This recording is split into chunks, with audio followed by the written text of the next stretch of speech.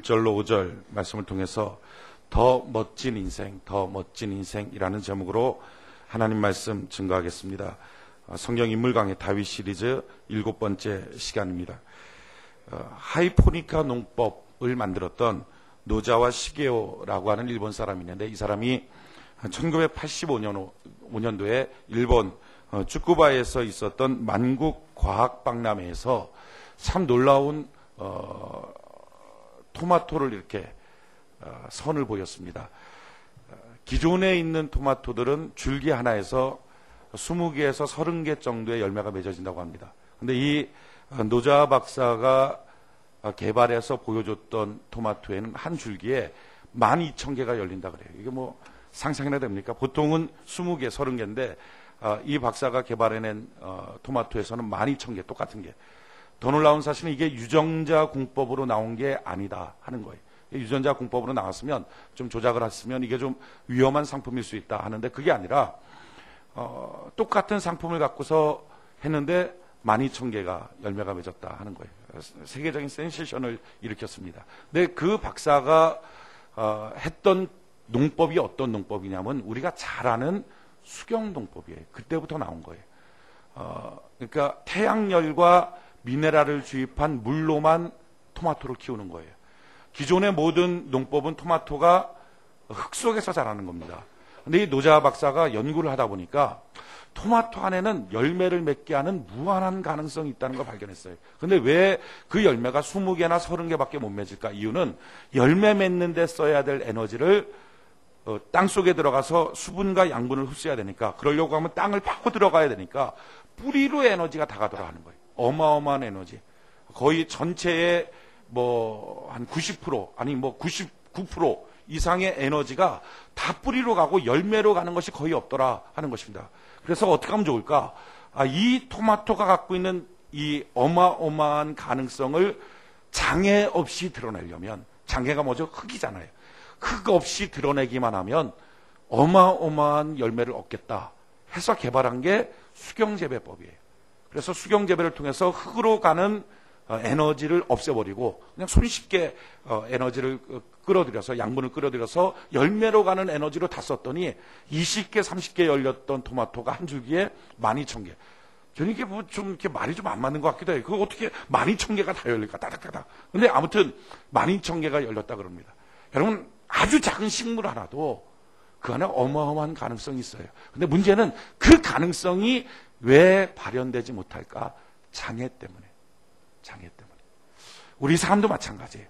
우리 안에는요, 어마어마한 하나님의 형통과 축복의 하나님의 자녀의 가능성이 있어요. 그런데 이것이 왜 발현되지 못할까? 왜 우리의 삶 속에 만끽하고 누려지지 않을까? 이유는 장애 때문에라는 것입니다. 장애만 제거되면 우리의 인생은 참 놀라운 하나님의 축복을 누리게 될 줄 믿습니다. 여러분, 우리가 경험하게 되는 장애가 무엇입니까? 가장 큰 장애라고 말한다면 그것은 우리가 말하는 현실이라는 것입니다. 얼마나 많은 사람들이 좋지만 현실적으로 난 안 돼, 괜찮지만 이 현실 갖고 어떻게 하라고 하면서 자기의 현실을 갖고 하지 못하는 이유로 삼고 변명으로 삼고 심지어는 낙심하고 좌절합니다.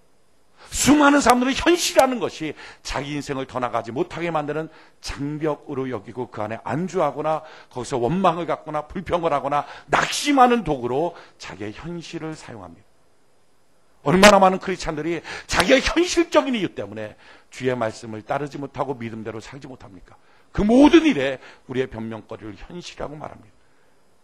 사실은요, 이 현실이 어마어마하게 큰 것 같지만 어쩌면 이것이 하나님의 열매를 맺는, 축복의 열매를 맺는, 형통의 열매를 맺는 에너지를, 그 열매 맺는 대로 써야 될 에너지들을 어쩌면 현실이라는 것 앞에 좌절하고 낙심하고 원망하고 그 안에 안주하는 곳으로 에너지를 쓰고 있는 것인지도 모릅니다.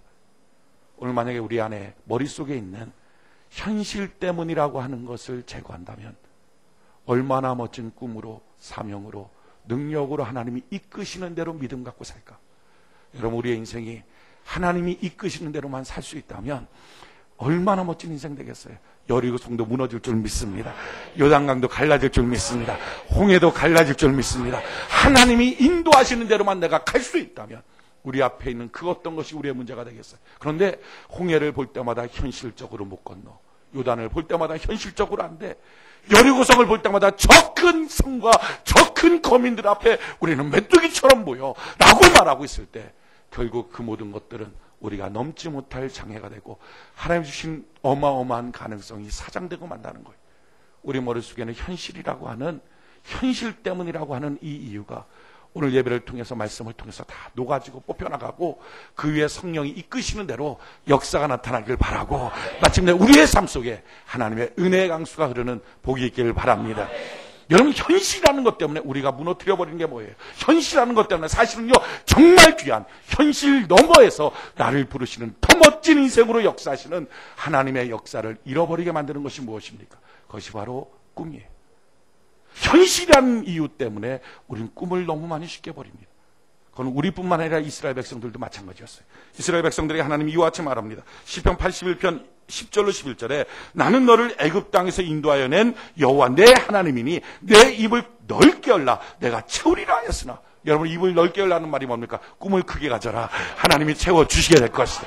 그럴 때 내 백성이 내 소리를 듣지 아니하며 이스라엘이 나를 원치 아니하였도다. 하나님이 이스라엘 백성들을 향한 평가입니다. 야, 내가 너를 향하여 너의 입을 크게 열라, 넓게 열라, 내가 너희에게 채워줄 것이다.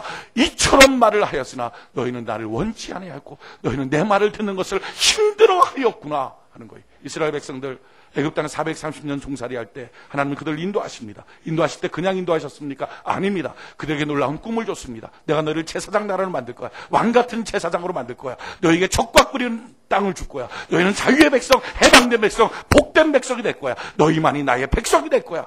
어마어마한 꿈을 주시며 그들을 해방시켰습니다. 근데 문제는요, 이스라엘 백성들이 광야를 살면서 자기 앞에 닥쳐온 현실 때문에 꿈이라고 하는 것을 잃어버리고 맙니다.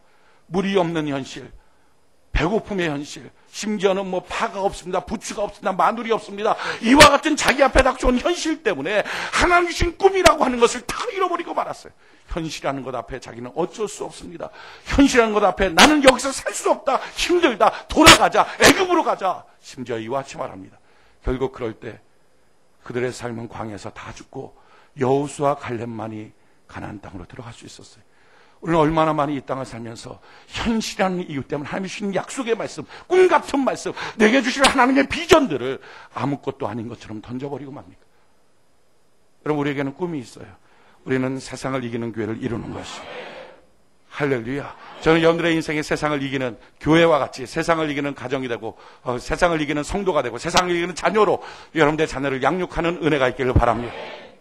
수많은 세상의 문화가 있어요. 이것을 이기도록 하시는 것이 하나님의 뜻인 줄 믿습니다. 우리 영광스러운 공동체라고 하는 꿈을 갖고 있어요. 우리 모두가 칭찬과 명성이 자자한 하나님의 축복의 공동체가 되는 은혜가 있기를 바랍니다. 사랑과 선행을 격려하는 은혜의 공동체가 되기를 바랍니다. 우린 천국의 보탬이 되는 교회라고 하는 꿈이 있어요. 천국의 보탬이 되는 교회처럼 복음을 증거하고 죽어있는 영혼들을 살리겠다는 꿈이 있어요. 우린 가정을 행복하게 하겠다는 꿈이 있어요. 무너진 가정, 이혼되는 가정, 흩어진 가정, 다 깨어진 가정들을 다시 회복시키는 하나님의 역사가 있게 될 줄로 믿습니다. 우리는요, 다윗의 장막을 회복하겠다는 꿈이 있어요. 예배 때마다 그냥 예배드리는 게 아니라 하나님, 내가 바로 다윗의 장막을 회복하는 지체가 되게 하셔서 이 시간 땀과 눈물과 피를 쏟는 예배를 하나님께 올려드릴 수 있도록 나를 사용하여 주시옵소서 하는 꿈이 있어요. 우리는 다음 세대를 세우겠다는 꿈이 있어요. 마침내 통일한국 시대에 한국의 요지가 되고 중심이 되는 이 파주 땅에 하나님 우리의 자녀들이 그때 그 시대 조국의 부르심 앞에 마음껏 조국을 위해서 쓰임받는 민족의 동량으로 세워지게 하여 주시옵소서. 우리 자녀들에 대한 꿈이 있어요. 이런 수많은 꿈이 있지만 우리 앞에 닥쳐지는 현실 앞에 어느 순간부터 꿈을 상실해버려요. 꿈이 아무것도 아닌 것처럼 느껴져요. 당장의 현실이 힘들다, 당장의 현실이 피곤하다, 당장의 현실 속에 안주하려고 합니다. 그러다 보니까 뭐가 돼요? 현실이 넘어설 수 없는 장벽이 되고 말아요. 하나님이 현실 넘어서 더 멋진 희생으로 우리를 부르고 있는데 우리는 현실 속에 좌절하고 마는 거예요. 예수님께서 게네사렛 호숫가로 가십니다. 거기에는 배 두 척이 있었어요. 그 배 두 척 가운데 하나가 바로 시몬 베드로의 배입니다. 그 시몬 베드로는 지난밤에 밤새도록 그물을 던졌어요. 근데 한 마리도 낚지를 못했어요. 피곤한 몸을 갖고 그물을 기우면서 이거 빨리 기워놓고 집에 가서 좀 쉬어야지. 그래야지 오늘 밤에 나와서 또다시 그물 던지지. 그것이 그의 현실이었어요. 그의 빈배가 그의 현실이었어요. 어쩔 수 없다는 것이 그의 현실이었어요. 나도 밤이 맞도록 노력했지만 하나도 얻지 못했다는 것이 자기의 현실이었어요. 근데 그 현실 앞에 주님이 찾아가십니다. 그리고 이렇게 말하죠. 내 배를 내가 좀 탈 수 없겠느냐. 배를 좀 띄워라. 근데 놀라운 것은요. 그 하나님의 그 예수님의 말씀 앞에 그가 순종합니다. 그러면서 배를 띄워요. 그리고 그 말씀을 들어요. 주님께서 그 옆에 있던 수많은 사람들에게 복음을 증거하죠. 근데 복음을 증거하는 그 소리를 듣기 시작해요. 듣다가 참 놀라운 것은요. 자기가 지금 어떤 신세인지, 얼마나 피곤한지, 얼마나 지쳐있는지, 얼마나 자기가 지금 아무것도 없는 빈털터리 빈배의 신세인지를 다 잊어버리고 말씀 앞에 묻어 들어가기 시작했어요. 전 여러분들이 오늘 이 시간에 여러분들의 현실을 잃어버리고 말씀에 묻어 들어가길 바랍니다. 여러분들의 육체의 컨디션, 감정의 컨디션, 자기의 환경의 컨디션들이 문제가 아니라 하나님의 말씀 앞에 묻어 들어가기 시작할 때 믿음이 세워지게 될 줄로 믿습니다. 그렇게 베드로가 그 말씀을 듣다가 문득 예수님의 말씀을 마치고 베드로를 바라봐요. 베드로야, 시몬아, 깊은 데로 가자. 거기서 그물을 내려라. 깊은 데 가면 그물 내려봤자 고기 하나도 없어요. 그때 갈등되지 않겠어요? 잠깐 주님 모시고서 말씀 듣는 것까지는 그래도 큰 노동이 필요하지 않으니까 가만히 있어도 되니까 됐지만 지금 만약에 주님 말씀대로 쫓아가고 금을 내리면 그 고기도 없고 지금 그 사람은 목수 출신이고 어부 출신도 아닌데 뭘 자기한테 얘기하나. 내려봤자 금을 내려봤자 고기도 없는데 그냥 내려오는 거 금을 다시 올려놓으면 거기에 온갖 가지 바다에 있는 그 해초들 달라붙으면 그것도 다시 다 털어야 되고 금을 깃는 일을 처음부터 다시 시작해서 좀 쉴 수 있는 그 조금의 안식조차 뺏기고 말 텐데 나의 현실 속에 작은 행복조차 사라지고 말 텐데 그 주님의 말씀을 따라갈까 갈등 생기지 않겠어요? 근데 놀라운 것은요. 베드로가 이렇게 말하죠. 밤이 맞도록 수고했지만 말씀에 의지하여 내가 그물을 내리겠습니다. 그렇게 내렸더니요. 2배 가득 차는 어마어마한 고기가 낚이는 거예요. 여러분 현실이라는 장벽 앞에 머물러 있으면 베드로는 그냥 빈배예요. 베드로는 그냥 피곤한 상태로 집에 가는 거예요. 어쩌면 집에 가서 짜증낼지도 모르고 자기 아내에게 자기 자녀에게 헛수고만 했으니까. 그러나서 또 저녁 때 눈 뜨고 또 가서 그물을 갖고 고기나 낚아볼까 하고 움직일지 몰라요. 그것이 현실이라고 하는 자기의 장벽일 수 있어요. 그런데 베드로가요. 현실이라고 하는 자기의 장벽 앞에 무너져 있는 게 아니라 아니에요. 나는 현실의 작은 편안함을 지킬 게 아니라 주님이 말씀하셨던 풍성함을 향하여 빈배가 가득 채워지는 인생을 향하여 약속대로 가겠습니다. 그물을 내리겠습니다. 나에게 허락하여 주시옵소서 할 때 더 멋진 인생이 그의 앞에 예비되어 있더라는 것입니다. 얼마나 많은 사람들이 현실이라는 명목 앞에 더 멋진 인생에 하나님 주시는 꿈들을 망각하고 그저 안주하고 조금의 행복, 조금의 안식, 조금의 만족, 조금의 이 상태로 머물고자 합니까? 현실 앞에 꿈을 잃어버렸습니까? 오늘 현실 앞에 꿈을 다시 찾는 은혜가 있기를 바라며 우리가 찾아야 될 꿈이 무엇입니까? 우리는 예수님의 꿈을 꿔야 돼요. 여러분 예수님은요 십자가에 달리실 때 이런 꿈을 꾸셨어요. 내가 십자가를 짐을 통하여 이 만 백성들을 다 구원하리라. 내가 십자가를 짐을 통하여 이 백성들의 질병을 치료하리라. 내가 십자가를 짐을 통하여 이 백성들의 가난의 문제를 해결하리라. 내가 십자가를 짐을 통하여 이 백성들의 저주의 문제를 해결하리라. 그리함으로 지옥 권세는 끊어져 버리고 마귀 권세는 끊어져 버리고 천국 백성으로 바꿔버리리라. 십자가를 지시면서 예수님이 꾸었던 만 백성들을 향한 꿈, 그 꿈을 오늘 우리가 다시 꾸는 거예요. 그래서 예수님의 십자가를 볼 때 맞습니다.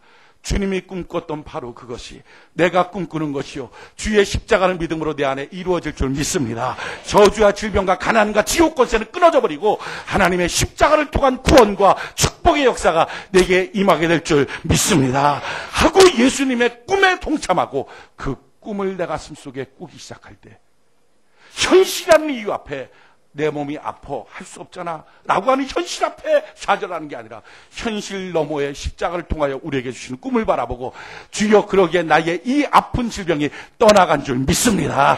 질병은 떠나갈지어다. 예수의 십자가로 병하노니 떠나갈지어다 하고 전진할 때 내 현실이 아니라 현실 너머에 있는 강건함의 더 멋진 인생을 하나님이 우리에게 허락하여 줄 줄 믿습니다. 축복도 능력도 권능도 마찬가지예요. 현실 앞에 꿈을 잃어버렸습니까? 그렇기 때문에 현실의 장벽이 너무 큰 거예요. 오늘 여러분, 현실 앞에 꿈을 잃어버리는 자가 아니라 베드로처럼 현실이 아니라 하나님 이런 빈배와 같은 현실 속에 내가 어쩔 수 없다고 포기하는 것이 아니라 주님의 말씀 그대로 더 풍성한 삶을 향하여, 더 멋진 삶을 향하여 내가 꿈꾸길 원합니다. 하나님 나를 인도하여 주시옵소서. 하나님이 책임져 주시고 인도하시고 채워주시는, 빈배를 채워주시는 하나님의 역사처럼 우리의 빈 가정들, 빈 인생, 비어있는 삶을 채워주시는 하나님의 축복을 경험할 수 있게 될 줄 믿습니다. 두 번째로, 우리가 현실이라는 이유 때문에 던져버린 게 뭡니까? 그게 바로 감사예요. 우리는 얼마나 많은 현실적인 이유 때문에 감사를 하지 않습니까?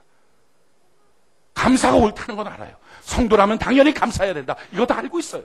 범사에 감사라는 말씀도 알고 있어요. 그럼에도 불구하고 우리에게 닥쳐오는 현실 앞에, 내게 닥쳐오는 어떤 사건들 앞에 난 이래서, 난 저래서, 나는 이런 문제 때문에 난 감사할 수 없어요 라고 말합니다. 그런데 사실은요, 이 감사가 얼마나 중요한 능력이 있는지, 만약에 아담과 하와가 에덴 동산에서 감사만 계속 유지할 수 있었다면 그들이 선악과 먹겠습니까? 에덴 동산에서 쫓겨났겠습니까? 하나님 주신 기쁨의 땅, 축복의 땅을 유지할 수 있는 방법이 감사인 줄 믿습니다. 얼마나 많은 자녀들이 에덴 동산같이 기쁨의 땅인 그 가정에서 감사를 잃어버림으로 가출하고 자기 부모를 향하여 원망하고 못 살겠다고 합니까? 그러고 나서 가출하고 나서 하는 게 뭐예요? 주유소에 가서 기름 넣고 있고 자기 인생 참 쪼그라들기 시작해요. 더 멋진 삶이 있는데 초등학교, 중학교, 고등학교를 넘어서서 더 멋진 부모가 그들을 향하여 예비한 삶이 있는데 그 예비한 삶을 누리지 못하는 거예요. 왜? 감사를 상실해서. 요나가 고기 뱃속에서라도 감사하니까 하나님이 고기 뱃속을 열어서 다시 한번 사명자로 세워주는 역사가 나타나게 된 거예요. 여러분, 우리의 인생에 감사가 터지는 은혜가 있기를 바랍니다. 참 놀라운 것은요, 사람은요 신기해요. 자기가 무슨 말을 하든지 옆에서 누가 무슨 말을 해주든지 말을 들으면 그대로 되는 게 사람이에요. 그 명성교회 김삼화 목사님, 그분의 간증을 제가 한번 들었는데 참 재밌는 간증이에요. 그분 친구분이 목사님인데 마라톤을 그렇게 하시는 목사님이에요. 마라톤 좋아하신대요. 저는 조금 걷는 것도 싫은데 40km 넘는 걸 어떻게 뛰는지 몰라요. 근데 참 신기한 건요, 그 목사님이 그 마라톤을 2번을 지금 완주를 했다 그러는데, 완주할 때 35km 지점쯤 가면 미친대요. 견디지 못하는, 막 죽고 싶대요. 내가 여기 왜 뛰었나, 막 그냥 심장이 터질 것 같고, 그래서 뛰다가 보면 옆에 막 2m 옆에 이렇게 절벽 같은 데 있고 그러면 막 떨어져 죽어버리고 싶대. 그러니까 목사가, 내가 죽고 싶다, 막 뒤에서 빼롱빼롱 하면서 이제 앰뷸런스 오면 내가 저거 타야지. 막 그런 생각 들고, 견디지 못하는. 근데 그렇게 견디지 못하고 막 뒤에 있는 앰뷸런스 소리 듣고 나서 나 저거 탈 거야 하고 막 뒤로 쓰러지려고 하는 순간에 자기 옆을 딱 한 사람이 지나가는데 양팔이 없더래요. 양팔이 없는 사람이 이렇게, 그러니까 뛸 때 이렇게 뛰었겠지, 팔이 없으니까. 하면서 자기 옆을 싹 지나가면서 자기를 딱 보더니 힘 하더니 지나가더래요. 근데 이게 마라톤 하는 사람들끼리는 통하는 그 말이에요. 뭐냐면 마라톤 하면 힘이 드니까 말을 끝까지 못해. 힘내서 이래야 되는데 그 말을 안 하니까 딱 보고 힘 그러고 지나가는 거예요. 이게 마라톤 하는 사람들끼리 하는 거래요. 우리 한번 옆에 한번 보고 힘 한번 해보기 바랍니다. 자, 이게 뭘 포함하고 있죠? 힘을 내세요. 이게 다 포함되어 있는 거예요. 지금 딱 힘. 근데 놀라운 것이 딱 그 사람 지나가면서 힘 그러고 지나가는데 진짜 그 말을 듣는 순간에 속에서부터 힘이 확 우러나오더라고요. 사람은요 듣는 대로 반응하게 돼 있어요. 주변 사람들의 말을 들으면 듣는 대로 반응해요. 그래서 주변 관계 좋아야 돼요. 그래서 주변 관계가 안 좋다면 자기 인생 어떻게 하면 됩니까? 자기 안에서 자기 입을 통하여 감사가 나오기 시작해요. 감사가 나오면 뭐가 돼요? 몸이 감사로 반응하기 시작해요. 몸이 감사로 반응하다 보면 어떻게 합니까? 삶이, 환경이, 모습이 감사의 환경으로 바뀌어지게 될 줄 믿습니다. 감사는요 키예요. 성경은 말해요. 너희가 그리스도 예수를 주로 받았으니 그 안에서 행하되 그 안에 뿌리를 받고 세움을 입어 교훈을 받은 대로 믿음에 굳게 서서. 그 다음에 뭐라고요? 감사함을 넘치게 하라. 우리 인생에 넘치는 삶의 핵심이 어디 있어요? 감사예요. 여러분, 우리가 감사하기 시작할 때 하나님의 역사와 능력들이 우리 가운데 나타나게 될 줄로 믿습니다. 참 놀라운 것은요, 그 덩킹 도나스, 제가 참 좋아하거든요. 도나스 좋아하게 생겼잖아요, 벌써 몸이. 우리 교회 이제 새성전 짓고 나면 1층에 카페가 240석이에요. 카페만. 근데 그 카페 240석에다가 던킹 도너스를 유치하려고 그래요. 제가 사업주 해갖고 뭐 던킹 도너스 이렇게 해갖고 막 거기서 이제 우리 교회 성도들 중에서 제일 미모가 탁월하다. 기도를 많이 해야 되겠지만 분을 택해서 이렇게 좀 맡겨갖고 좀 운영을 해보십시오. 이렇게 해볼 지금 계획이에요. 물론 뭐 던킹이 들어오면 좋고 안 들어오면 던킹을 사서 그냥 팔 거예요. 뭐 어찌됐든 도넛하고 커피를 팔려고 하는 계획이 있는데 그 던킹 도넛의 설립자였던 빌 노렌버그라는 사람이 있어요. 이 사람 참 신기한 게요. 암이 3번 걸렸거든요. 근데 3번 다 나았어요. 1971년도에 폐암이 걸렸는데 폐암 치료받고요. 6년 후에 임파선 암이 걸렸는데 임파선 암 치료받고요. 1990년에 암이 또 걸렸는데 또 치료받았어요. 그래갖고 자기가 암 치료받고 난 다음에 자기의 재산을 사회로 환원해서 암 퇴치 운동에 열정하고 있어요. 근데 이 사람이 어떻게 이렇게 암이 치료받았느냐? 뭐 돈이 있으니까 좋은 의료 서비스도 물론 받았겠죠. 근데 그 사람이 얘기하는 게 그거예요. 나는 의료 서비스 때문에 치료받은 게 아니라 마음속에 감사와 기도가 있었다는 거예요. 하나님이 여기까지 쓰신다는 것. 더 놀라운 사실은 감사하다 보니까 더 쓰실 것 같더래요, 하나님이. 그게 더 쓰실 것 같으니까 살더라는 거죠. 이해가 되십니까? 내가 이제는 못 살 것 같다. 그럼 진짜 가더라고요. 손잡고. 얘야, 내가 이제 못 살 것 같아. 그럼 가는, 그게 아니라 더 살 것 같은 거예요, 느낌이. 그냥 막 인생에 대한 계획이 세워지기 시작하는 거예요. 감사가 터지고, 삶에 대한 감사가 터지고, 지금까지 인도했던 거에 대한 감사가 터지고, 앞으로의 삶에 대한 기대가 터지고, 막 이러다 보니까 암 걸렸던 거 치료받고, 암 걸렸던 거 치료받고, 3번씩이나. 여러분, 감사는 여러분들의 현실을 바꾸는 능력이 될 줄 믿습니다. 그런데도 불구하고 얼마나 많은 사람들이 현실이라는 이유 때문에 감사를 안 하는 거예요. 감사가 뽑혀나간 거예요. 그러다 보니까 자기의 현실이 자기의 장벽이 되고 만 거예요. 지난 한 주간 혹시 감사를 잃어버렸습니까? 오늘 예배를 통해서 주여 맞습니다. 누구도 내 주변에 나한테 감사의 말을 해줄 사람이 없는데 누구 탁 돌아오면서 감사 이렇게 해줘야 되는데 이게 하나도 없다면 불행한 인간관계죠. 그런데 그렇다면 포기하지 마십시오. 나라도 말하면 되는 거예요.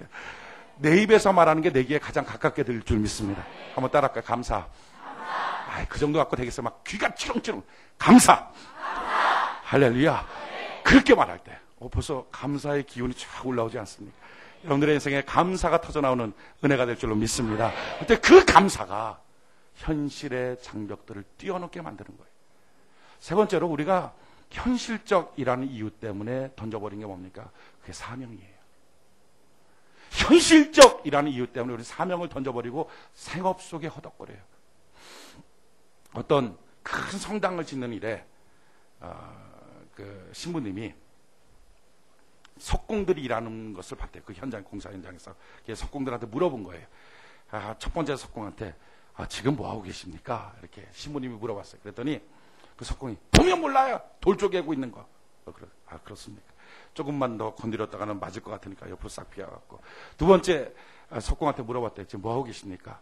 아이고 목구멍이 포도청이라서 그냥 이 짓 하고 살아요. 이러더래요. 세 번째 사람한테 가서 물어본 거예요. 지금 뭐하고 계십니까? 그랬더니 아름다운 성당을 지금 짓고 있어요. 아시겠죠? 똑같은 상황, 똑같은 모습인데 누가 그것을 가치 있게 만들었는지. 그럼 사명을 잃어버리면 인생의 가치를 없어져요. 사명을 잃어버리는 비전도 감사도 잃어버려요. 사명을 잃어버리면 다 잃어버려요. 교회 예배드리는 것도 마찬가지 아닙니까? 우리에게 사명이 뭐예요? 지금 이 시간에 하나님 내가 다윗의 장막을 회복하는 하나님의 지체 되게 하여 주시옵소서.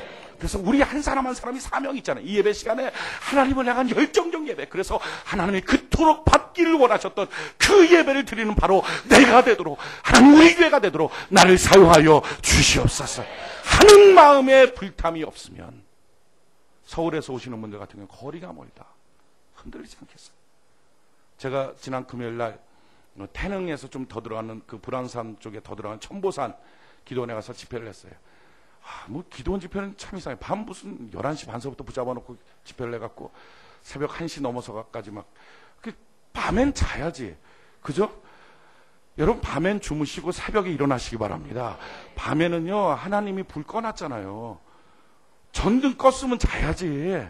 전등 껐는데 켜고 돌아다니면 이거 안 되는 거예요. 그러니까 엄마가 예를 들어서 얘야 자자 하고 불 끄면 누워서 자야지, 얘야 자자 하고 불 껐는데 일어나서 막 딴짓하고 그러면 안 돼요. 하나님이 불 꺼놓으면 자야 돼. 불 켜놓은 새벽에 일어나고 저희 형들이 새벽을 깨우는 은혜의 백성 되기를 바랍니다. 그런데 아무튼 그 기도원에서 밤중에 집회를 하고 눈이 이제 토끼 눈이 돼갖고 이제 가자. 그래갖고 이제 노성재 목사님하고 그때 용세 목사님하고 그렇게 같이, 용세 목사님 나중에 합류하고 노성재 목사님 저랑 같이 이제 제 차를 몰고 제가 길을 몰라서 같이 갔거든요.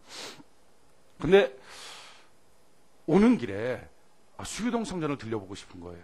그래갖고 가자. 수유동 성전 한번 가자. 딱 이렇게 갔어요. 가서 막 이렇게 해서 딱 성전에 딱 들어갔었는데 느낌이 딱 그런 느낌이 들더라고요. 잘 팔았다.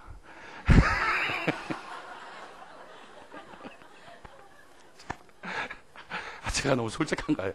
잘 팔았다 이 느낌이 드는 거예요. 왜냐하면 거기는 아무리 리모델링을 해도 5년이 지나도 10년이 지나도 그게 그걸 것 같더라고요. 근데 지금 우리 성전 짓는 거요, 지금 우리 그 조강도 나온 거하고 좀 바꿨어요. 지난 주간에 제가 또 바꿨어요. 이 반짝반짝한 아이디어와 한승기사님의 그 격려와 또 임 사장님의 조언과 이런 것들이 합쳐져서 딱 바꿨어요. 어떻게 바꿨냐? 그게 바뀌었다니까. 그걸 보지 말고 제 말씀을 드려야 돼.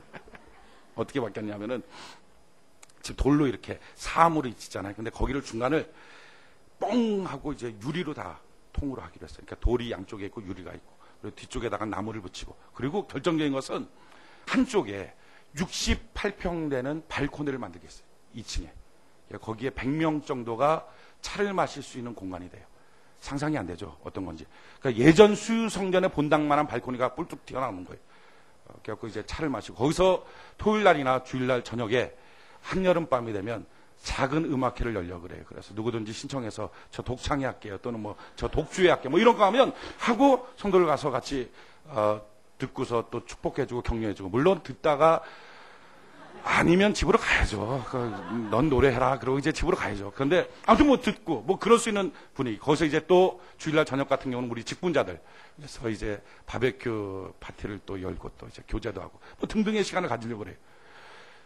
지금 막 꾸미는 거예요. 막 그래갖고 막 아래층 1층에는 카페 로비에 240석 들어가는 카페가 있고, 거기다가 던킨 도넛 해갖고 커피 향이 그런, 지하에 가면 490석짜리 식당이 있고, 그런 지금 성전들이 만들어질 것이 꿈꿔지고, 이게 내년도 2월 달이 되면 우리 눈에 보여지고 이제 거기 가서 정말 예배를 드리게 될 거예요.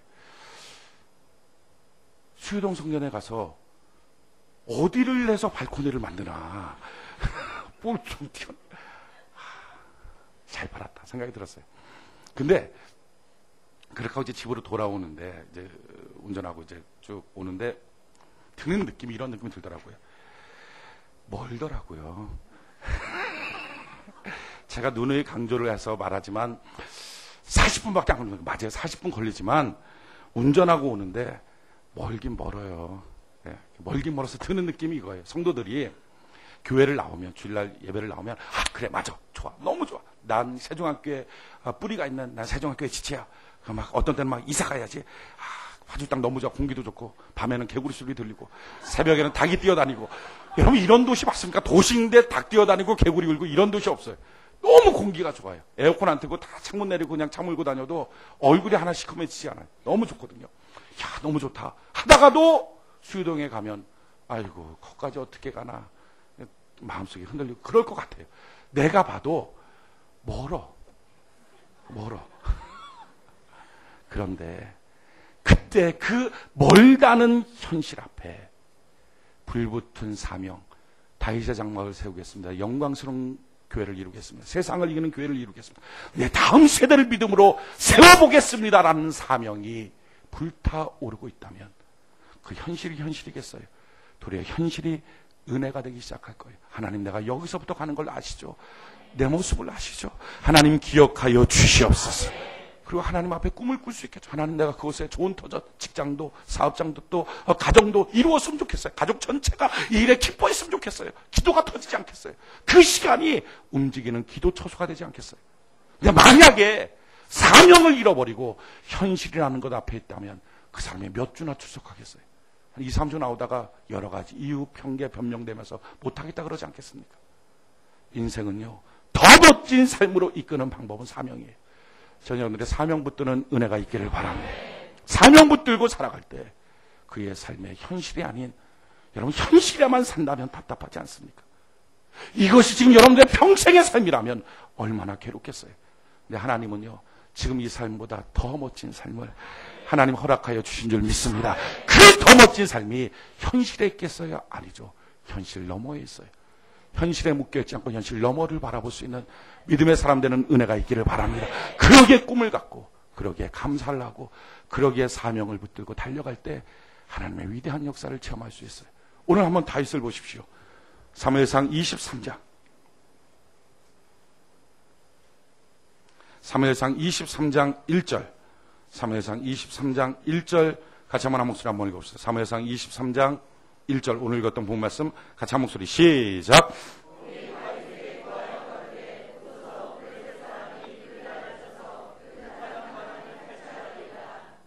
자, 뭐라고 말하죠?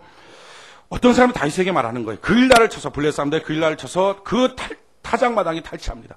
여러분, 타작마당이 탈취되면 어떤 상황이 벌어지죠? 1년 동안 굶어야 돼요. 얼마나 많은 사람들이 굶어 죽겠어요. 아이들이 굶어 죽겠어요. 지금 하나님의 땅, 유다 땅에 그일라라고 하는 지방에 이런 역사가 나타났어요. 블레셋 사람들이 공격해온 거예요. 근데 참 사울왕은 이런 상황인데도 불구하고 다윗 잡겠다고 3,000명 군사 거느려서 블레셋과 싸우는 게 아니라 다윗과 싸우려고 다윗 잡고 있어요.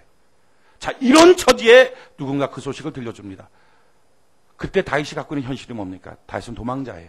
3,000명의 군사를 거느리고 지금 왕이 자기를 죽겠다고 쫓아다녀요. 그런데 지금 자기가 있는 것은 헤레스풀이거든요.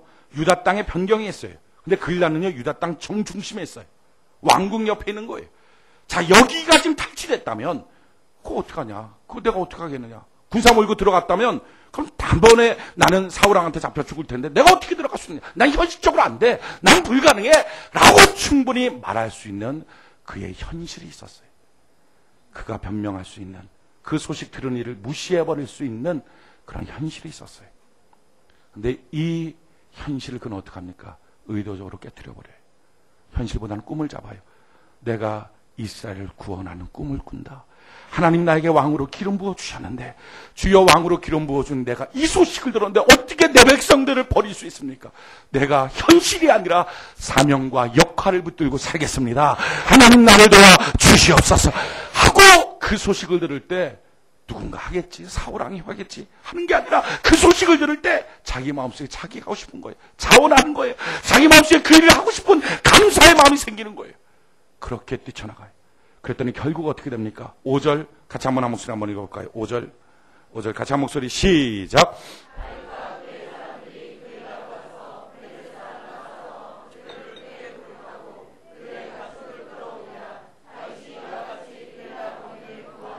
할렐루야. 그일라 거민을 구원하는 역사가 나타나게 됩니다. 뿐만 아니라 이때부터 다윗이 자기 백성들을 지키고 보호하고 세워가는 왕의 길을 걸어가는 거예요. 하나님은 그를 도망자가 아니라 왕이라고 하는 더 멋진 인생길로 그를 초청했어요. 무엇으로? 그일라 거민이 침탈당하고 있습니다라는 소식으로. 근데 그 소식을 들을 때 자기의 현실은 뭐예요? 감당할 수 없는 도망자예요. 우리도 똑같지 않겠어요? 우리가 현실 속에 있을 때 하나님 우리를 현실보다 더 멋진 인생으로 부르시기 위해서 초청하시겠죠. 어쩌면 그 소리가 현실과 놓고 보면 감당할 수 없는 얘기일 수 있어요. 현실과 놓고 보면 내가 어떻게 그걸 할 수 있어? 그게 왜 내 책임이야? 라고 책임 앞이 할 수도 있을지 몰라요. 하지만 어쩌면 그것이 다윗을 왕으로 만드시는 하나님의 부르심처럼 우리를 왕 같은 재상으로 만드시는 하나님의 부르심일 수 있어요. 실질적으로 다윗은요, 이 일을 통해서 훨씬 더 번성하기 시작해요. 13절 한번 볼까요? 13절. 사무엘상 23장 13절. 같이 한 목소리 시작. 아멘. 자, 거기까지요. 어떻게 해요? 600명. 자, 600명이 됐어요. 그런데 22장, 바로 전장이죠. 22장 2절. 22장 2절. 같이 한번 읽어볼까요? 22장 2절. 같이 한 목소리 시작.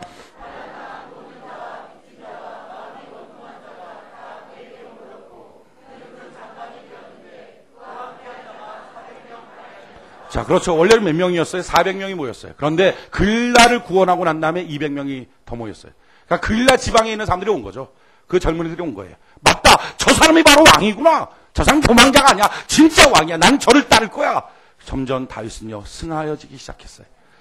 언제? 현실을 버리고 사명을 붙들 때, 현실을 버리고 꿈을 붙들 때.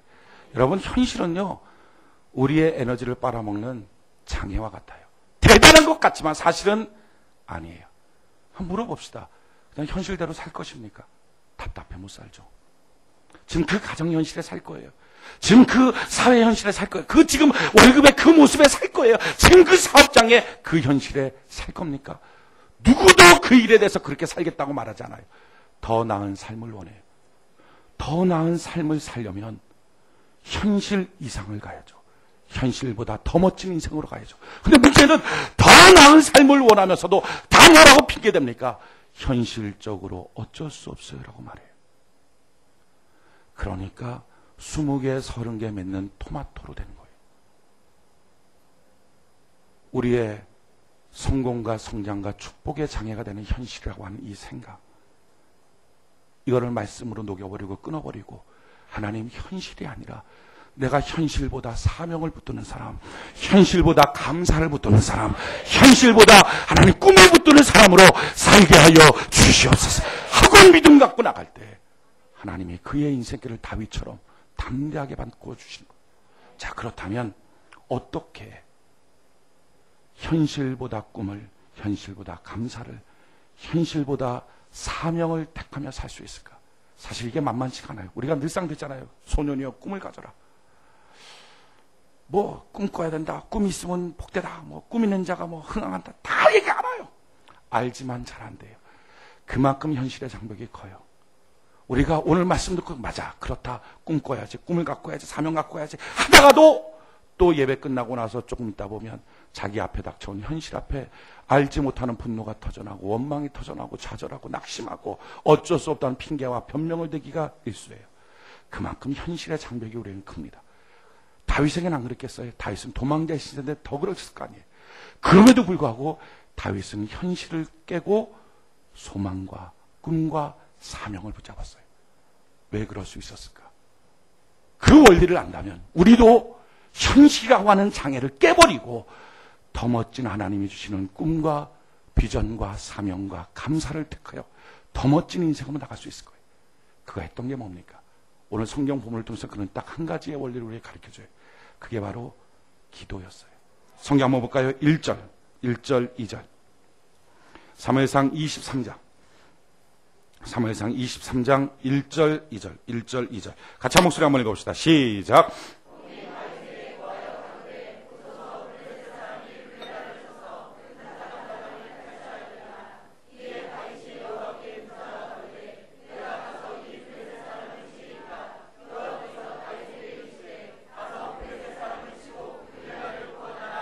아멘. 자, 어떻게 했어요? 누군가 와서 말하는 거죠. 그일라가 지금 침탈당했습니다. 근데 지금 자기 현실은요, 도망자예요. 글로 들어가면 100이면 다 죽어요. 실질적으로요, 그일라 들어갔다가 사울왕이 몰려와갖고 구사일생으로 도망쳐 나갔어요. 아무리 생각해도 죽는 길이에요. 자, 이런 길 앞에 많은 사람들은 어떻게 판단합니까? 자기 판단을, 이건 안 돼. 이건 안 돼. 이렇게 말해요. 근데 다윗은 어떻게 했어요? 이건 안 돼. 라고 말한 게 아니라 하나님 앞에 무릎을 꿇어요. 하나님께 기도하기 시작해요. 하나님, 그런 일들이 있는데 어떻게 하면 좋습니까? 놀라운 것은 하나님께서 어떻게 말씀하시죠? 가서 쳐라.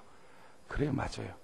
언제든지 하나님, 이런 사명이 내 앞에 있지만 나는 지금 이런 현실이에요. 어떻게 하면 좋아요? 그러면 하나님은 항상 말씀하세요. 사명 붙들어라. 현실 무시하고 좀 사명 붙들어라. 하나님, 지금 이런 상황인데 나보고 감사해. 되겠어요, 하나님? 감사해. 하나님, 이런 상황인데 나보고 꿈을 붙들래요. 이 꿈이 나한테 가능치라겠어요. 하나님 항상 말씀해. 꿈 붙들어라.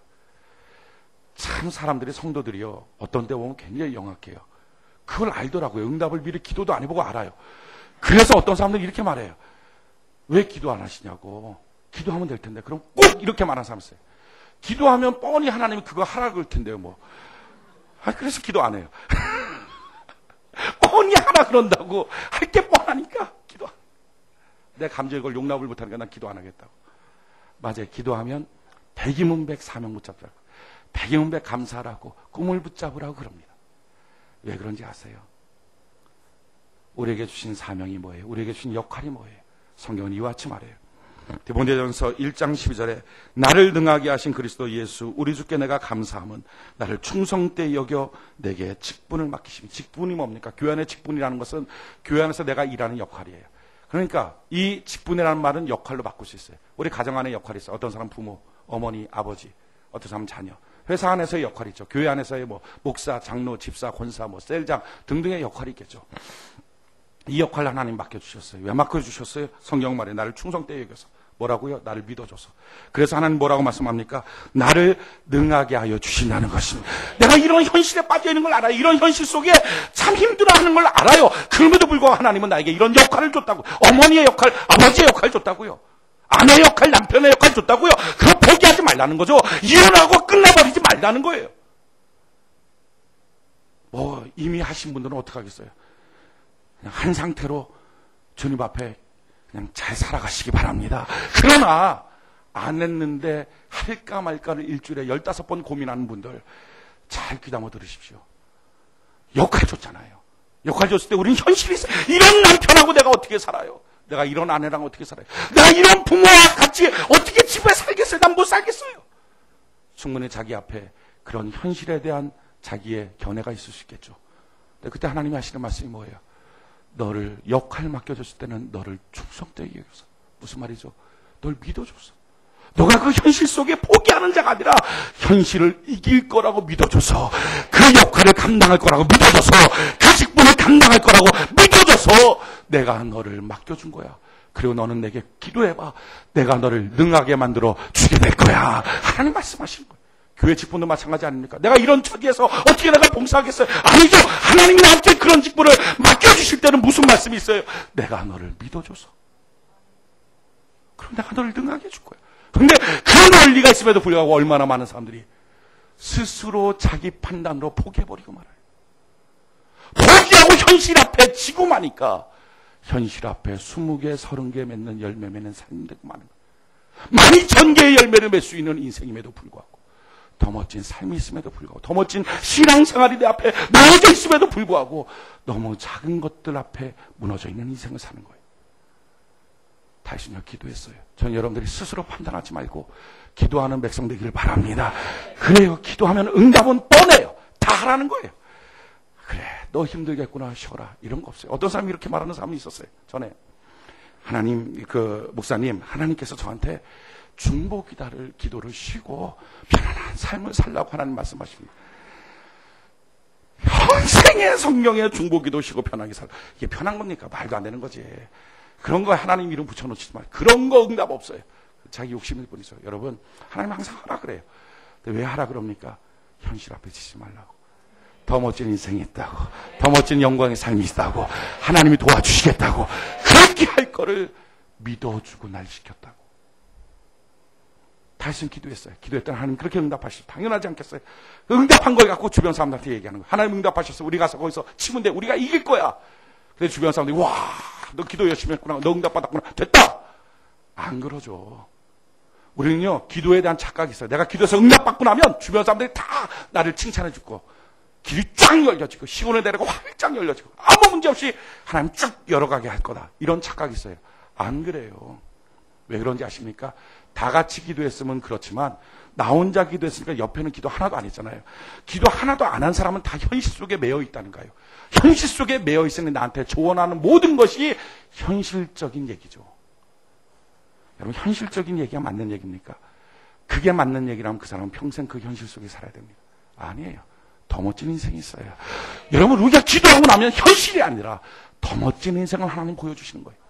근데 기도 안 한 사람 주변에 있으니까 그 사람들이 나한테 조언하는 내용이 뭐예요? 기도한 나에게 반대하고 뭐라고 하는 내용들이 뭐예요? 다 현실적인 내용이죠. 다윗도 똑같아요. 다윗이 어떻게 했죠? 기도하고서 말했어요. 그랬더니 주변에 있는 사람들이 뭐라고 말해요? 3절, 23장 3절 같이 한번 읽어봅시다. 23장 3절 같이 한 목소리 시작.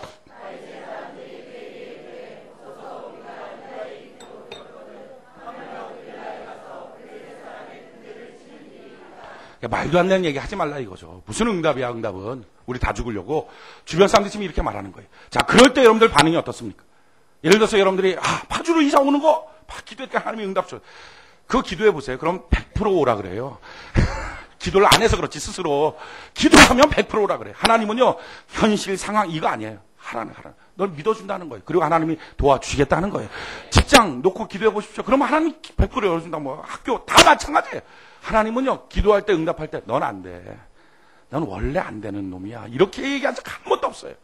어마어마한 죄 짓고 방탕하고 타락해도 또다시 기도하면 하나님 너는 돼.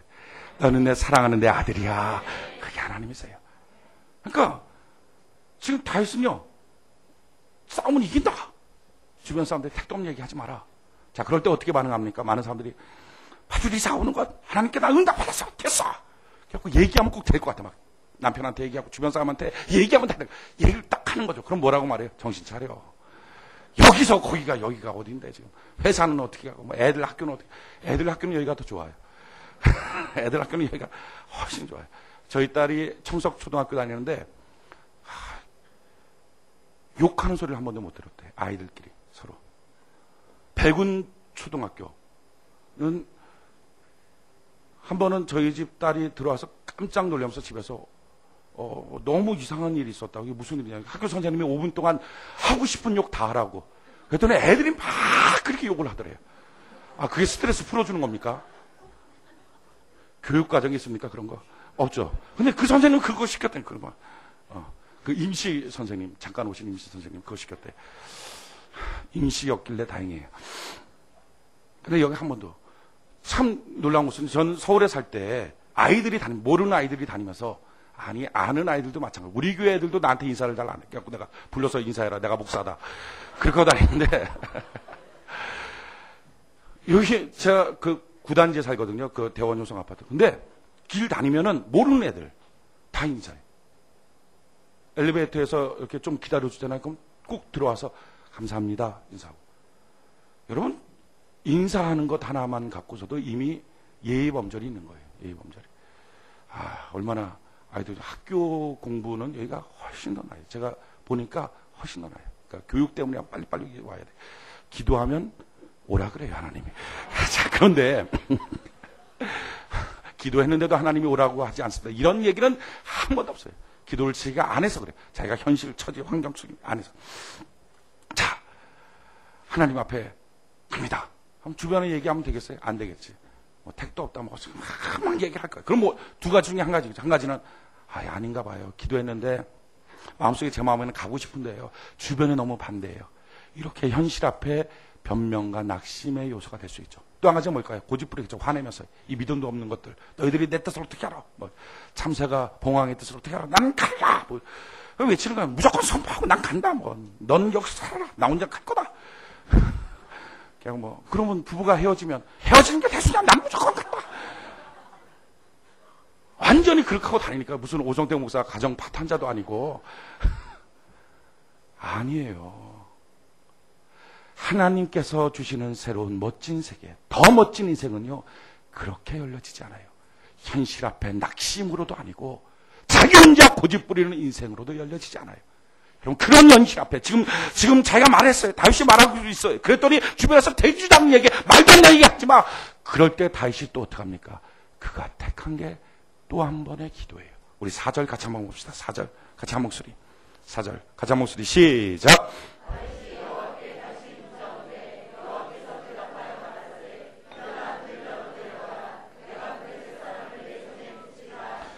할렐루야. 다시 하나님께 기도하는 거예요.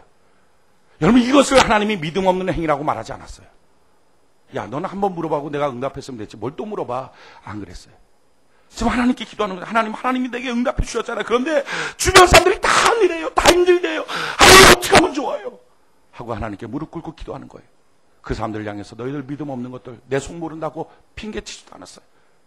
그 말들을 듣고 낙심하고 좌절하고 난 안 될 거야 라고 생각하지도 않았어요. 그럼 또 한 번 하나님께 기도해요. 놀라운 것은요, 그렇게 하나님 앞에 기도했더니 이제는 다윗에게만 응답하시는 게 아니라 그렇게 말했던 주변 사람들에게도 하나님이 다 응답하시고 마음을 감동하여 주셔서 환경을 바꾸어 주시더라는 것입니다. 그게 5절이에요. 5절 같이 한번 읽어볼까요? 5절 같이 한 목소리 시작. 다윗과 그의 사람들이 그 일나로 가서 블레셋 사람과 싸워 그들을 크게 도륙. 아멘. 작곡까지 어떻게 했어요? 다윗과 그 다음에 어떻게 했어요? 그의 사람들이 처음에 누구였어? 다들 원망했던 안 된다고 말했던 그 그들이 다 마음을 같이 외워가는 거예요. 언제? 기도할 때부터. 저는 오늘 이 시간 이 자리에 기도의 영이 부어지기를 바랍니다. 얼마나 많은 사람들이 기도를 택하지 않고 스스로 판단합니까? 기도를 택하지 않고 얼마나 많은 사람이 낙심하고 좌절하고 변명합니까? 얼마나 많은 사람들이 기도하지 않고 자기의 독선으로 달려갑니까? 하나님이 우리에게 주신 가장 좋은 길, 가장 멋진 길, 더 멋진 인생은 기도를 통하여 열려지게 될 줄로 믿습니다. 여러분, 여러분들의 인생은요 20개, 30개 맺어지는 인생 아니에요. 저는 여러분들의 인생이 12,000개가 맺어지는 축복의 삶일 줄 믿습니다. 그 삶을 어떻게 살까요? 기도로 길을 여세요. 기도로 길을 여세요. 기도로 길을 여세요. 힘들 때도 기도하고, 사명과 현실이 갈등할 때도 기도하고, 꿈과 현실이 갈등할 때도 기도하고, 감사와 원망의 현실이 갈등할 때도 기도하고, 스스로 판단하지 마세요. 기도하고 선포하고 달려가다가 또 안 되면 또 다시 무릎 꿇고 또 다시 기도해 보세요. 내가 할 수 없는 그 일을 기도할 때 하나님이 행하여 줄 줄 믿습니다. 어떤 사람은요 기도 두세 번 하다가 낙심하고 끝내버려요. 기도하는 게 속상하다고 이제는 더 이상 기도하지도 않아요. 여러분, 그래서 기도를 혹시 중단하셨습니까? 아니요. 기도하십시오. 기도하면 더 멋진 인생의 길을 하나님이 열어주실 줄 믿습니다. 오늘 이 시간 이 예배 가운데 하나님이 우리 모두에게 기도의 영을 확 부어줬으면 좋겠어요. 우리 옆분들에게 하나님이 당신에게 기도의 영을 부어주길 원합니다. 이렇게 인사합시다.